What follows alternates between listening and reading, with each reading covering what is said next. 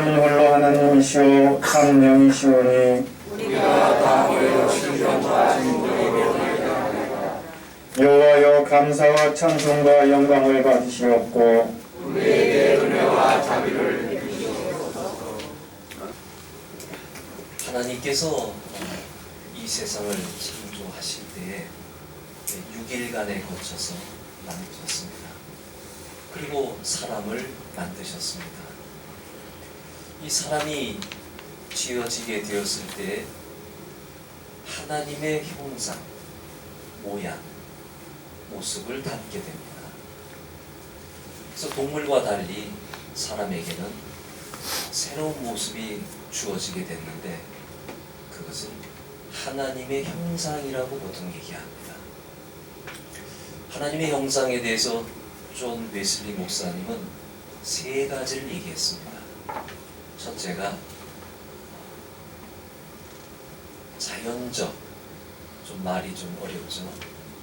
자연적 형상 아니면은 본래적 형상 그런 말씀을 하셨는데 이게 뭐냐면은 인간의 이해력을 얘기하는 것입니다. 사람이 분별하고 살아간다고 하는 것, 내가 무엇을 이해한다는 것, 어제의 것과 내일의 것을 비교하면서 바른 생각을 가지고 살아가는 그런 이해력이 사람에게 있었다는 겁니다. 이게 사람에게 있어서 아주 기본적인 그런 부분입니다. 그럼 그 이해에 있어서 중요한 것이 하나님을 아는 이해였습니다. 그 다음에 자연적 형상에서 하는 말씀이 사람의 이해와 더불어 사랑이 있었다는 겁니다. 그 사랑, 마치 몸에 따스한 온기처럼 사람에게는 사랑이라는 형상이 있기 때문에 사람과 잘 지내고 자연과 잘 지내고 나 자신과 잘 지내는 그러한 인간의 성품이 사랑의 모습으로 지어졌다 하는 것입니다. 이런 관계 속에서 하나님과 평화를 누리고 사람과 평화를 누리고 또 자기 자신과도 평화를 누리게 되고 이 안에 사랑이 있었기 때문에 그 사랑은 모든 것이 평화를 만들어내는 모습을 부여받았다고 하는 거죠. 마지막으로 생각한 것이 자유입니다. 내가 자유롭게 산다 하는 것 가운데 중요한 것이 선택의 자유가 있습니다. 하나님은 로봇으로 인간을 만드신 것이 아니라 인간에게 선택의 자유를 주셨습니다. 그걸 우리는 자유의지라고 보통 얘기를 합니다.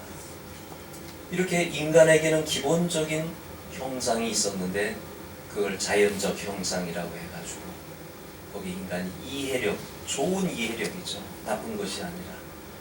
그리고 인간의 마음의 사랑, 그리고 인간이 바르게 선택하면서 살아가는 그러한 형상이 주어졌다고 하는 겁니다. 이것이 존 웨슬리 목사님이 얘기하는 첫 번째 사람에게 주어진 하나님의 모습이었습니다. 두 번째로 생각한 것이 정치적 형상이라고 해가지고 창세기에 보면 아담과 아담에게 잘 다스리라고 말씀하셨습니다. 그러니까 아담과 하와는 하나님의 중간 역할을 하는 겁니다. 하나님과 사람, 하나님과 피조물, 하나님과 짐승 이렇게 중간의 역할자로서 모든 것을 잘 관리하고 보존하고 해나가는 그러한 형상이 있었다고 하는 겁니다. 그 다음에 세 번째로 생각한 게 도덕적 형상이 주어졌다는 거예요. 친절하고 자비롭고 동정적이고 자비로운 모습, 이 모습 가운데서 사람들은 살아가게 만들어진 것입니다.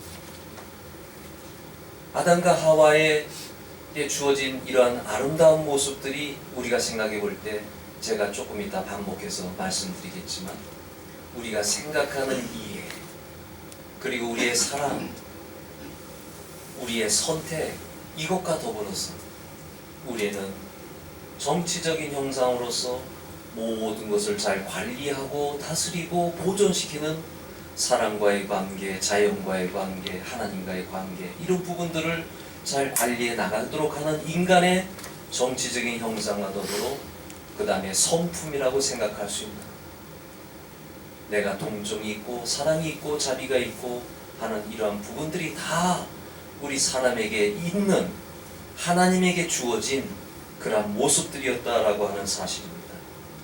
그런데 아담의 타락으로 이러한 하나님의 형상을 인간은 상실하게 되었습니다. 여기에 대해서 많은 이들이 100% 상실했다 생각하는 사람도 있고, 그래도 어느 정도는 하나님의 형상이 남아있다 이렇게 생각하지만, 존 웨슬리 목사님이나 그리고 종교개혁가들인 마틴 루터나 존 칼뱅이나 이런 분들은 인간은 전적으로 타락했다 그렇게 생각을 하는 겁니다. 하나님의 은혜가 주어지지 않으면 어떻게 될까요? 바로 인간은 자연적인 성품에서 타락한 모습을 보여주고, 정치적인 형상에서 사람들과 싸우면서 살아가게 되고, 도덕적인 형상에서 인간은 사악한 마음을 가지고 비윤리적인 행위를 가지고 살아가게 되어 있다고 하는 사실입니다. 이것이 바울이 로마서에서 인간은 모두가 죄인이라고 얘기하는 그 부분인 것입니다. 그거를 존 웨슬리 목사님은 세 부분으로 자세하게 분석을 하면서 이것이 인간에게 사라졌다라고 말씀을 하셨던 것입니다. 그렇다면 우리는 인간의 타락을 생각할 때 사단의 타락과 비교해 봐야 됩니다. 사탄이 타락할 때는 자기 스스로 유혹당한 겁니다. 이 영적인 세계에 대해서 우리는 정확하게 뭐라고 얘기할 수 없지만, 루시퍼라고 하는 그 타락한 천사에 대한 이야기가 성경에 나오고 있습니다. 이 사탄이 타락하게 될 때 그는 자기 스스로 유혹당한 겁니다. 하나님처럼 되기 위한 스스로 유혹을 당했기 때문에 사탄의 죄는 교만이었습니다.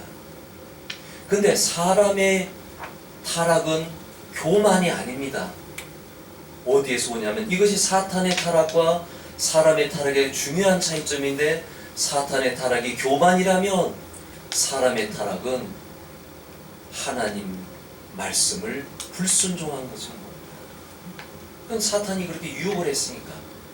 인간 스스로 유혹당한 것이 아니라 사탄이 인간에게 다가와가지고 유혹하는 가운데 거기에 하나님을 제외시킨 겁니다.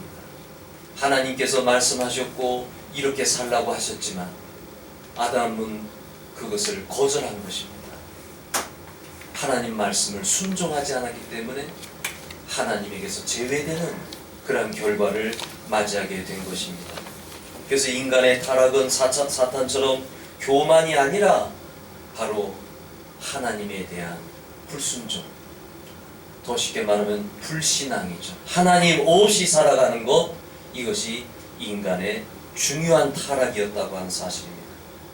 이렇게 아담과 하와가 하나님의 형상을 이룬 후에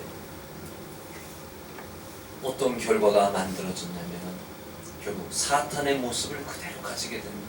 하나님의 형상이었던 사람이 사탄의 형상을 가지게 되고 짐승의 형상을 가지게 되고 악한 성품을 가지게 됩니다.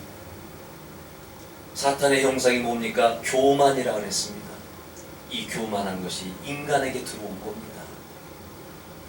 악한 다른 기질 속에서 적의를 품고 미움을 품고 다른 사람을 공격하고 그런 모습들을 가지게 된 것입니다. 이러한 사탄의 형상과 더불어 짐승처럼 욕정과 저속한 욕구의 지배를 받으면서 이 세상을 살아가고 있습니다. 악한 성품이라고 하는 것이 무엇일까요? 이것을 더 구체적으로 지금 말씀드리면 제가 서론에 말씀드렸던 것처럼 자연적 형상이 있었다 그랬는데 인간은 하나님에 대한 이해가 사라졌습니다. 올바른 이해가 사라졌습니다. 인간은 자기 마음대로 선택하고 자기 마음대로 결정하고 인간의 마음에 사랑이 사라졌습니다. 긍휼이 사라졌습니다. 그리고 인간이 자유의지를 가지고 선택하는 것은 잘못된 선택을 하고 있고 악한 선택을 하고 있고 심판받을 선택을 하고 있고, 이것이 우리들에게 있어서 자연적 형상의 파괴로 나타나게 됩니다. 곰곰이 생각해 보세요. 사람이 생각하는 게 다 사악합니다. 그리고 하나님을 기억하지 못합니다. 올바른 이해를 하지 못합니다. 자기 자신의 마음속에 사랑보다는 악의를 더 품고 살아갑니다. 내가 선택하는 것마다 잘못된 선택을 하면서 이 세상을 살아갑니다. 그것뿐이겠습니까? 정치적 형상도 파괴되었기 때문에 인간은 이전에 하나님과 이 세계 중간에 서가지고 사람들을 관리하고 사람들을 화해시키고 이렇게 살아갔는데, 지금의 정치적 형상을 생각을 해보면 지금 사람들은 사람들 간에 이간질을 시키고 이 세상을 더 파괴시키고 이 세상을 더 나락으로 떨어뜨리는 그러한 역할을 하고 있는 것입니다. 쉽게 말씀드리면 히틀러 아시죠? 히틀러가 중간에서 어떤 역할을 한 것입니까? 사탄의 역할을 한 것입니다. 사람을 죽이고 유대인을 죽이고 자기 정권을 유지하고 자기 목적을 달성하기 위해서 살아간 그런 정치적인 형상이 완전히 파괴되었기 때문에 유럽 사회가 엉망이 되어졌던 것을 보게 됩니다. 멀리 가지 않더라도 북한에서 김일성 이후에 그의 자녀들이 해나가는 모든 것들이 정치적인 형상에서 파괴된 모습을 가지고 있는 겁니다. 백성을 생각하지 않습니다. 사람을 생각하지 않습니다. 자기들의 권력만 유지하려고 해나가는 이것이 있기 때문에 북한 사회는 지옥과 같은 사회가 된 것입니다. 도덕적 형상은 어땠습니까? 이것도 파괴되었기 때문에 친절함과 자비로움과 동정은 완전하게 상실되었습니다. 좀 인자하게 자비를 베풀었으면 좋겠는데 너무나 냉정합니다. 똑똑하면 다 되는 줄 압니다. 언변이 좋고 자기 주장하는 게 분명하고, 그러나 그 주장 속에서는 올바른 주장이 아니라 누군가를 파괴시키는 그런 주장을 하고 있다고 하는 것. 하나님의 형상의 주된 형상이 바로 도덕적 형상인데, 바로 이 부분이 완전히 파괴되었습니다. 이 세상에 윤리가 어디 있습니까? 도덕이 어디 있습니까? 사랑이 어디 있습니까? 모든 거룩함의 원천이신 하나님과의 관계 단절은 성품의 타락을 가져오게 합니다.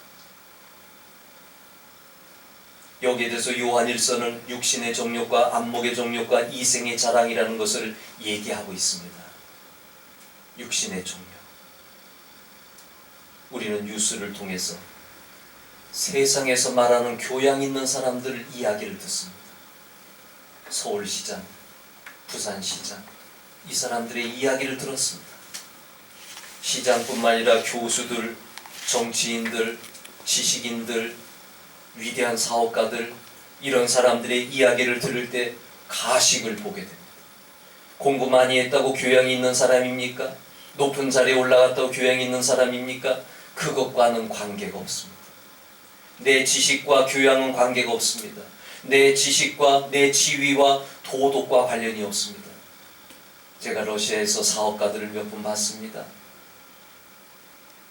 혼자 나와서 사업하는 분들이었는데 윤리가 엉망입니다.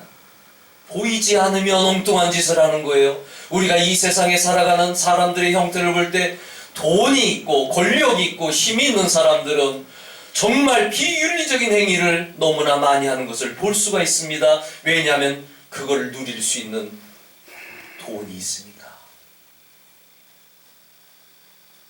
육신의 정욕은요, 교양 있는 사람이라 할지라도 절대 비교할 수는 없습니다. 내 속이 더럽기 때문에.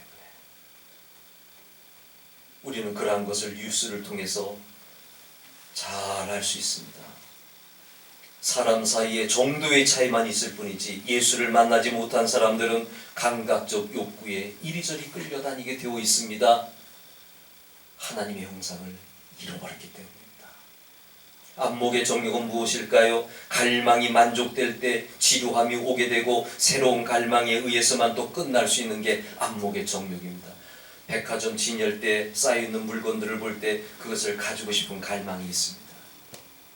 그것을 취하고 나면 물건이든지 사람이든지 권력이든지 무엇이든지 간에 그것이 취하고 나면 그 다음에 더 높은 것을 갈망하게 되는 게 인간의 욕심이라고 하는 것입니다. 이게 안목의 정욕입니다.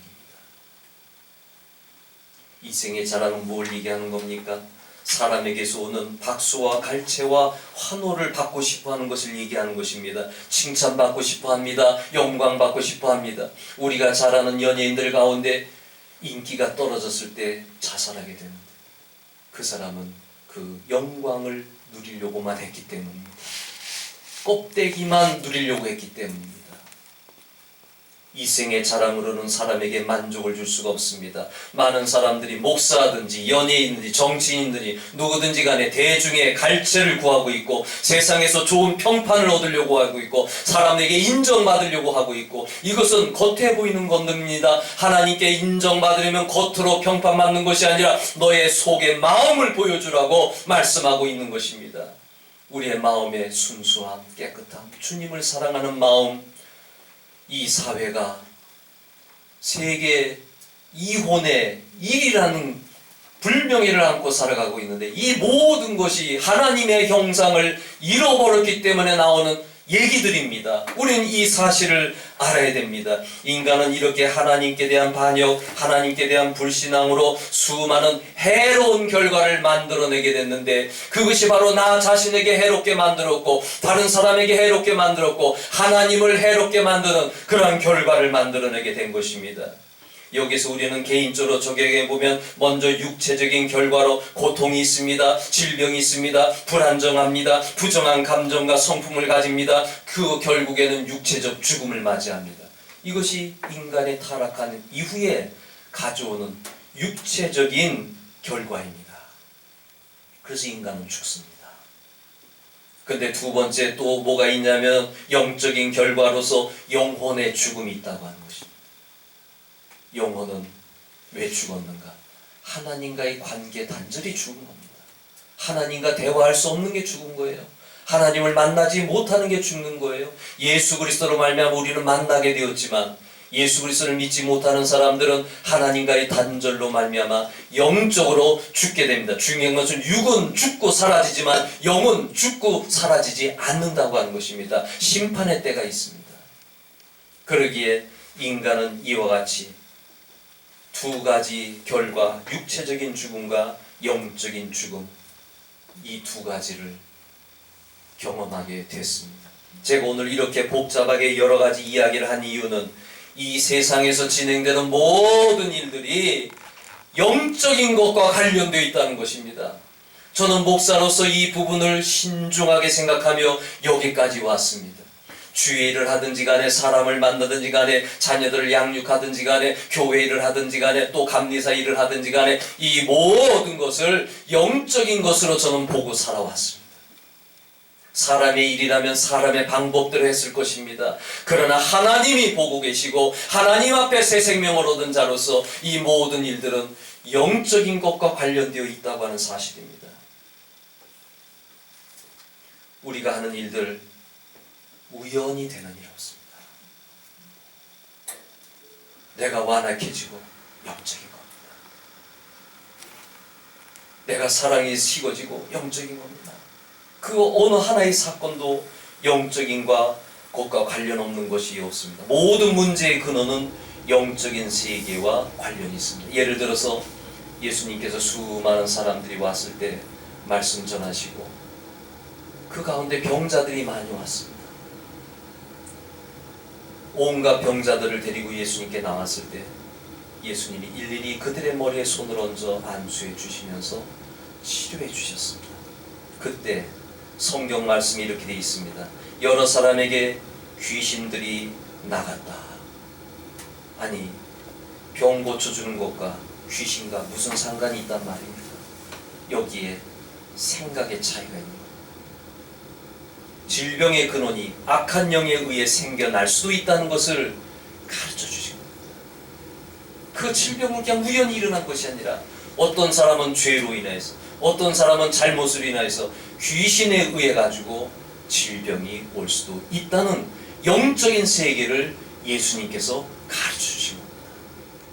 우리는 눈에 보이는 것으로 다 해석한다면 우리 상도교회도 인간적인 방법으로 해석할 수가 있습니다. 해결할 수가 있습니다.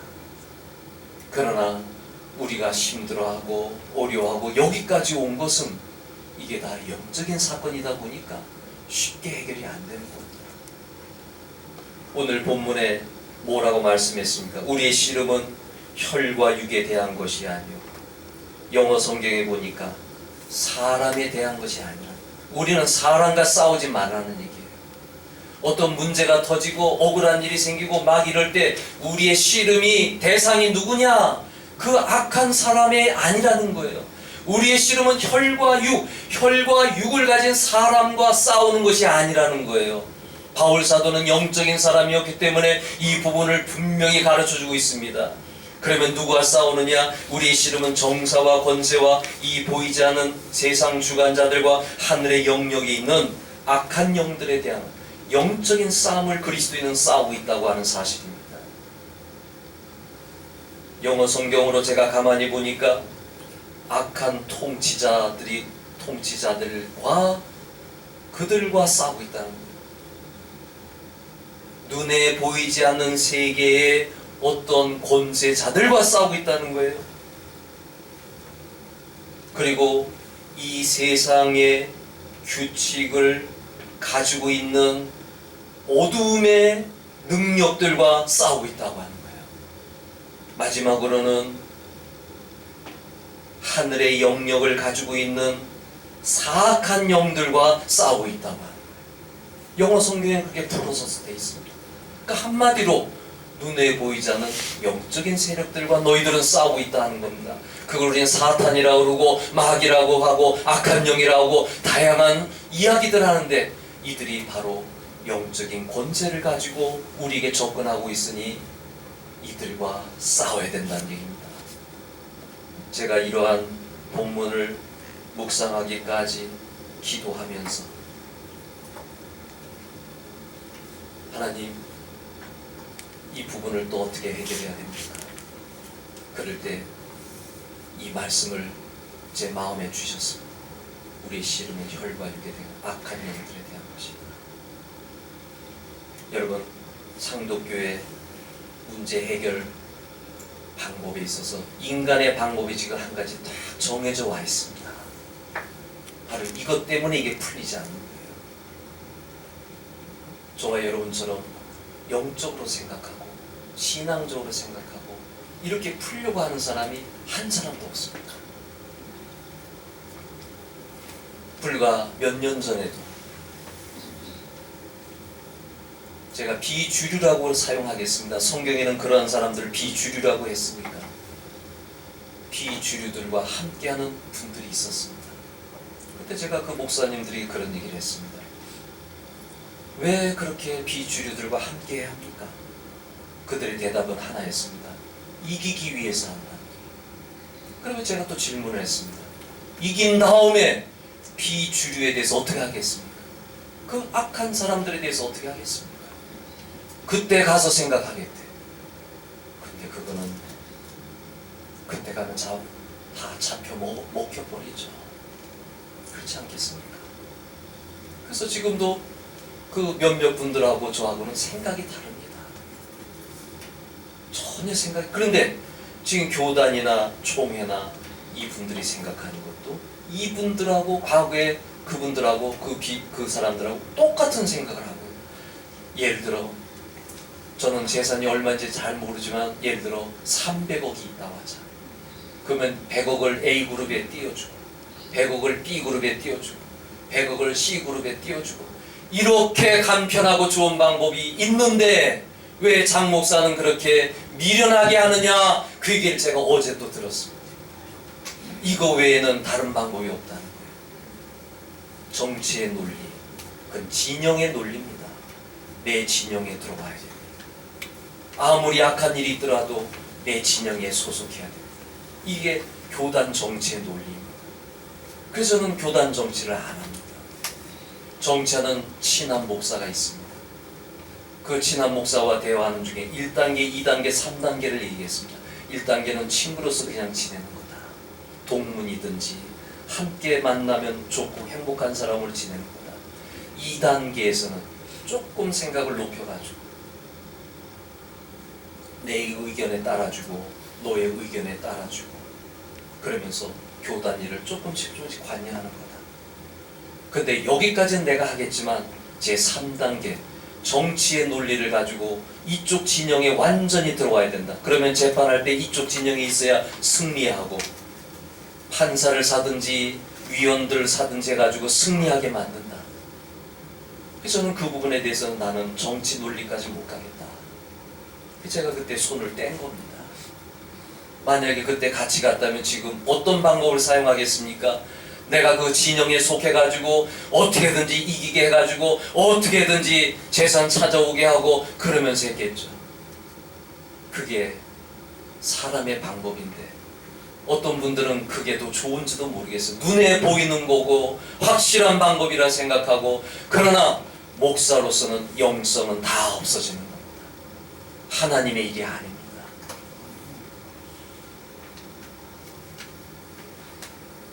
재산으로 빌딩을 붕괴하고. 근데 감독회장님도 지난번에 똑같은 말씀하셨습니다. 그러면 감독회장님이나 연예 감독이나 모든 논리가 다 똑같은 거예요. 재산이 있다. 그거를 쪼개가지고 나눠 가져야 해결되는 건 아니야.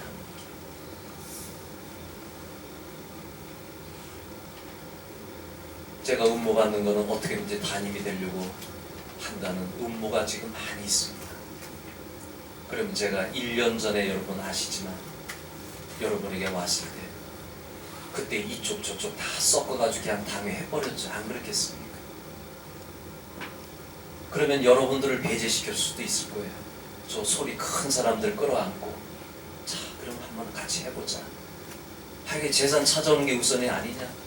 최창한 총무님에게 제가 엊그저께 푸념을 했습니다. 왜 살려냈습니까? 왜 5명을 살려냈습니까? 총무님께서 구준석 목사의 재산을 찾아와야 된다는 논리를 가지고 하셨는데 저는 그 논리가 아니라 나는 목사의 논리로 해왔는데 지금 생각해보니까 어떠십니까? 장로님 생각이 맞으십니까? 저는 장로님의 의견에 동의도 했습니다. 동의가 아니라 존중했습니다. 왜냐하면 재판은 재판으로 이겨야 되니까, 재산은 찾아와야 되니까. 근데 저는 거기에 전문가가 아니라서 나는 목사의 양심으로서 지금 장로님에게 또 얘기하는 겁니다. 최창한 이게 녹화가 돼서 좀 거북스럽긴 한데 그분 얘기가 사탄의 무리네 그러더라고요. 저분들이 이제 와서 사탄의 무리네. 그런데 왜 발을 빼지 못하느냐? 구준성과의 재판에서 이기려고 이거를 발을 못 빼고. 그러면 결론은 어떻게 될까요? 이긴다고 합시다. 종결될까요? 종결은 어떻게 되는 줄 아세요? 저 사람들이 큰 소리 치고요, 저와 여러분들 다 쫓겨나는 겁니다. 그리고 마음대로 하겠죠. 저 노란 빌딩에 들어가가지고 수많은 월세를 받아내면서 즐겁고 살겠죠. 그러나 기억하시기 바랍니다. 하나님이 보고 계십니다. 하나님은 절대 가만히 있지 않습니다. 제가 목회하는 방법은 아침에 예수님께 다 내려놓는 겁니다. 제가 싸우지 않습니다. 주님이 싸우게 하십니다. 왜냐하면 내 능력이 없으니까, 주님의 능력으로만 하니까 그 결과에 대해서는 제가 지난 30여 년간 목회해 오면서 내가 건드리지 않고 주님이 건드리니까 무섭더라고요. 마피아 한 사람이 제 옆에서 총에 맞아 죽었습니다. 내 자동차를 건드렸던 사람 죽었습니다. 그리고 나를 불편하게 했던 사람 죽었습니다. 선교지에서만 있었던 이야기입니다. 세 사람이 그렇게 되는 것을 저는 나중에서야 알았습니다. 하나님은 직접 보여주지 않으셨습니다. 나는 주님께 다 내려놨고 주님께서 그냥 처리하신 겁니다. 여러분, 사람이 계획이 아무리 좋은 계획이라 할지라도 하나님 뜻에 맞지 않는 계획은 하나님께서 다 치신다고 하는 사실입니다. 이것은 망고불변의 진리입니다. 하나님과 관계없는 내 계획, 하나님과 관계없는 내 생각은 아무것도 아닙니다. 우리는 영적인 싸움을 하고 있는 것입니다. 우리는 영적인 싸움을 하고 있는 것입니다. 이것을 기억하셔야 됩니다. 우리의 씨름은 혈과 육에 대한 것이 아닙니다. 우리의 힘은 어디에서 옵니까? 오늘 아침에 어제 저녁에 여의도 순복음교회 목사님에 대한 뉴스가 나왔는데 어느 부분에 매덕을 기부하고 어느 부분에 매덕을 기부하고 어느 부분에 매덕을 기부하는 뉴스가 나왔습니다. 훌륭한 얘기입니다. 우리의 힘은 어디에서 나옵니까? 돈에서 힘이 나옵니다. 권력에서 힘이 나옵니다. 그러나 그것은 눈에 보이는 힘입니다. 이것을 위대하다고 생각하지 마세요. 우리 서울 남년에도 나세남이란 프로그램에 한 달에 1억씩 광림교회가 지원하면서 2년 동안 20억을 투자하면서 사역을 하고 있는데 돈의 힘으로 해나가다가는 끝장납니다. 눈에 보이는 것은 힘이 아닙니다. 그것 믿고 까부는 것은 힘이 아닙니다. 그런데 이것은 우리가 기억할 것이 눈에 보이는 힘은 사라집니다. 눈에 보이는 돈도 사라집니다. 우리가 사람을 볼 때 그들의 영적인 수준을 가지고 봐야 됩니다. 그 사람의 돈을 보면 안 됩니다. 그 사람의 권력을 보면 안 됩니다. 그 사람 안에 영적인 힘이 있느냐, 그걸 봐야 됩니다. 우리의 힘은 어디서 나오면 안 돼, 어디에서 나오면 안 되는 것일까요? 제가 어려운 단어 현상, 눈에 보이는 단어를 쓰겠습니다. 현상에서 나오면 저와 여러분의 힘은 현상에서 나오면 안 됩니다. 돈 있는 사람들 어깨가 펴져. 이건 힘이거든요. 식당에도 가고 좋은 호텔 식당에도 가고 여행도 좋은 데 갈 수 있고 그 힘은 아무 힘도 아닙니다. 어려운 얘기 한 가지만 더 하겠습니다. 마틴 하이데거라는 독일 철학자가 있는데 시간과 존재라는 책을 펴냈을 때 많은 신학자들이 박수쳤습니다. 왜냐하면 그 책은 실존을 다루기, 인간 현상을 다루기, 종교의 현상을 다루기 때문입니다. 유명한 책입니다. 그런데 현상을 다루는 사람의 결론이 뭔지 아십니까? 결국 마틴 하이데거라는 사람은 히틀러를 찬양하게 됐습니다. 아무리 위대한 철학자라 할지라도 영적인 세계에서 빠져들어가지 아니하면, 현상의 세계만 들어가게 되면 히틀러를 찬양한 쪽으로 가게 됩니다. 옳고 그름을 모르는 겁니다. 기도하는 중에 오늘 본 말씀이 떠올라서 오늘 저와 여러분들이 나누게 되었는데, 저는 이 말씀을 보고 내린 결론은 현상과 싸우지 말자, 사람과 싸우지 말자. 제가 한 2달 전만 해도 김정석 감독하고 얼굴 붉혔습니다. 인사도 저는 잘 안 했습니다. 그런데 이 말씀을 보고 사람과 싸우지 말자. 그래서 엊그저께 감리사 협의회 갔을 때 웃으면서 인사하게 됐습니다. 변화 아닙니까? 이건 억지로가 아니라, 그렇게 해야 된다고 하는 게 아니라 이 말씀을 보고 나서 제가 얻은 평화입니다. 이상은 총무하고도 웃으면서 얘기합니다. 대화합니다.